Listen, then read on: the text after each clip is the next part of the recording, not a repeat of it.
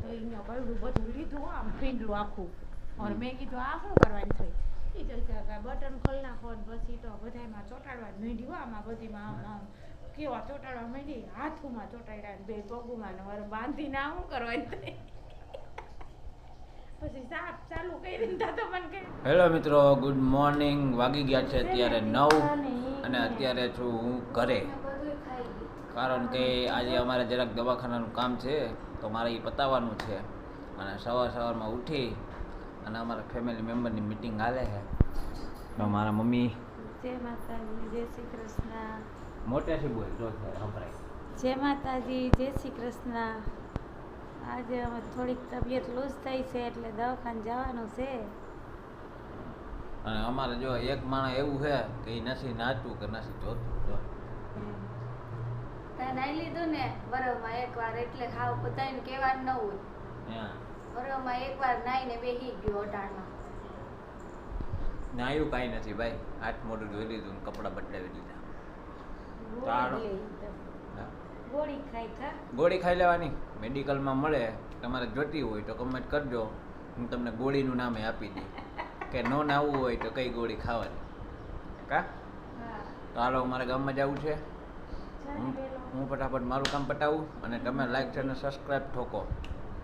અમારે ભાઈ અહીંના રસ્તા બહુ ડેન્જર છે. આ જો અત્યારે તો સારો રોડ છે, પણ આગળ છે ને પુલ આવે છે, ડેન્જર પુલ આવે, તમે જોવો ખાલી.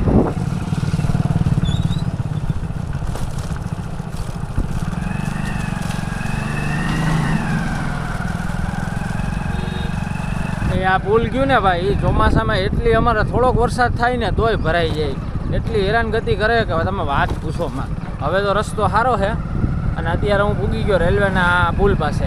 આ છે અહીંયા ફાટક આવેલું છે રેલવે. અહીંયાનો રસ્તો તો સારો છે, પણ ચોમાસામાં બહુ તકલીફ થાય. અને ચાલો હવે સીધો ઘરે જાઉં, ઘરે જઈને મળીએ. આ બધી સામાન લીધો છે કેળા અને, તો ચાલો મળીએ ઘરે જઈને. તો કેમ છો મિત્રો? આજે આપણા વ્લોગનો છે દિવસ બીજો, કારણ કે કાલે તો વ્લોગ આખો બન્યો નહીં. દવાખાનામાં હતા અમારા મમ્મીના, પછી ઘરે આવી અને મહેમાન હતા તો એની યારે થોડો ઘણો ટાઈમ નીકળી ગયો. હવે આજે આપણો બીજો દિવસ છે આ વ્લોગનો. અને મારા મમ્મીને જો સારું થઈ ગયું છે હવે. જય માતાજી, જય શ્રી કૃષ્ણ. આજે ગયા હતા દવાખાને. આજે તો મને કેવી બીક લાગતી હતી, આમ બધામાં ચોટાડી દીધા હતા. હું તો એકલી ગઈ, ભાવ તો આવી નહીં. મને હું કરવાની ગયા, ચાપુ ચાલુ કરે ફટાફટ. મને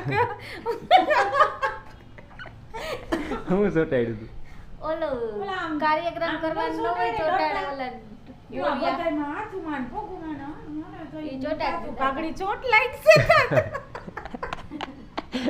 એક આઈ ચોટી ગયું ને કેવું દુખવા માંડ્યું એવું ચોટી ગયું. બે હલતા નહીં હો. મેં કીધું મને તો સિસ્ટર બીક લાગે હો. પછી હું ઘડીક રાખ્યા ને બસ કાઢી લીધા. પછી કઈ કીધું કે હું આવ્યું રિપોર્ટ કે એ તો નોર્મલ જ છે બધું. એ શેના માટે હતું? એ કાર્યક્રમ જાતિનો. એમાં કાંઈ રોગ નથી ને હૃદયમાં એમ. હેલ્થ નું બેનિફિટ ચેક કરવાનું હોય ને ઓપરેશન કર્યા પહેલા, કે તમારી હેલ્થ કેવી છે એ બધાયના રિપોર્ટ કરવાના. ડાયાબિટીસ તો થોડુંક આવે છે. ડાયાબિટીસ એ તો આવ્યા રાખે. હવે શીરો ખાધો તો મેં કીધું સાહેબ મેં નાસ્તો કરીને આવી. એ કે તમે જઈ આવો ને કે 200 ની અંદર આવે તો નોર્મલ હોય. પછી કેટલું આવ્યું? તો 198 કહેવાય ને કે મેં સાંજે ઓલો શું કહેવાય શીરો ખાતો હતો. સવારે ખાધો લે. જો. 2 વાર તો ચા પીધી આજે. કોઈ દી નહીં ને એક વાર પીવે ને એટલે 2 વાર. અને પાછા તો 100 ની અંદર ડાયાબિટીસ આવવું જોઈએ. મનમાં તો એમ કહું કે હું અત્યારે કરવા જાઉં મેં નાસ્તો નથી કર્યો તો મારે 150 આવે જ નહીં. 120 130 ઈ નોર્મલ કહેવાય. ભાઈ આ બધી છે ને મારા મમ્મીને બીક એટલે લાગે, કારણ કે એનું છે ને અમારે પેલું દવાખાનું છે અત્યારે લાગે. કોઈ દી જીવનમાં જોયું જ નથી. ભગવાન કોઈ જ બતાવે નહીં. હા, ઓલો કાર્યક્રમ કાઢવાના ઓલા હોય ને ટીકડીયું ચોટાડે, એમાં પછી બી ગીતી, એમાં પછી એકલી જ હતી. હા, ભાવ તો એવી નહીં. ઈ તો એનું બતાવવા ગઈ હતી, પેટનો ગોટો. એને રિપોર્ટ પાછો કરવાનું કીધું. કયો? વાજ. કા હજી એમ ત્રણ પાછા કરવાના. 3 રિપોર્ટ બાકી છે. ઈ કે 2 જ થયા 5 રિપોર્ટ હોય. તો ભાઈ અમારે હે ને હમણાં ઘરે રિપોર્ટ વાલી ચાલે છે દવાખાને એટલે આમાં એવું છે ભાઈ. એટલે કાંઈક લોક હા. ભૂલાઈ જાય ભાઈ દોડાદોડીમાં. હા એ અને જો ભાજી ભૂલી ગયું. હા રહ્યું. સરસ મજાનું જમવાનું થઈ ગયું છે. હવે જમી લઈએ પછી પાછા મળીએ કારણ કે કોઈ ખાધી છે? હા, જો. મામી પૂગી કે કરશે મામાને ફોન તો કરે.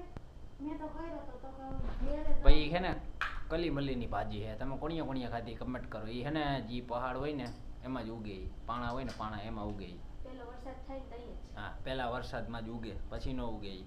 આ બહુ રિયર ટાઈમ જોવા મળે આ તમને. બહુ મૂકી કહેવાય. વર્ષમાં એક જ વાર. પછી આના ફૂલનું શાક થાય. રાજા રાણી ફૂલ કહેવાય એને. આને ફૂલ નો હોય ઈ. રાજા રાણી બીજા. સોરી ભાઈ ઈ બીજા. તો હવે કેવું છે તને મોજ આવી ગઈ કે હવે ને વાંધો સોટાડ્યા તો એવા તો તારે મને ફોન કરાય ને એમાં શું કરે તાંડ લઈ જવાય ને ઈ કે તું ઈ કે અહીંયા એક્સરે કરાવી અને તાર પોટી કરાવી લે જાય કે એમાં કઈ ન હોય હું ઈ કે અહીંયા મારા સાહેબને બતાવી લઉં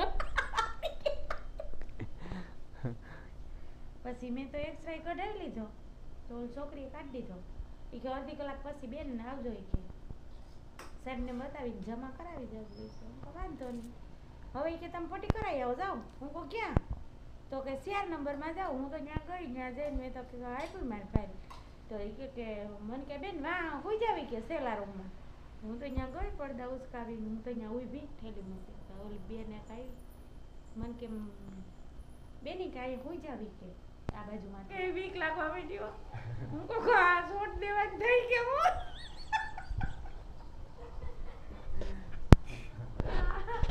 સીધો એ કે મને કે હલતા નહીં હો તમે હું કહું મને બીક લાગે એ કે આમાં કાંઈ ન હોય મેં કીધું તમારા ડોટા ચોટાડ્યા નથી મને બીક લાગે કાંઈ વાંધો નહીં ભાઈ એવું હાલતું હોય કારણ કે અમારે પહેલી વાર હતું તો ચાલો આજના વિડીયોમાં એટલું જ હતું વિડીયો ગમે તો લાઈક શેર અને સબસ્ક્રાઈબ કરી નાખજો bye bye thanks for watching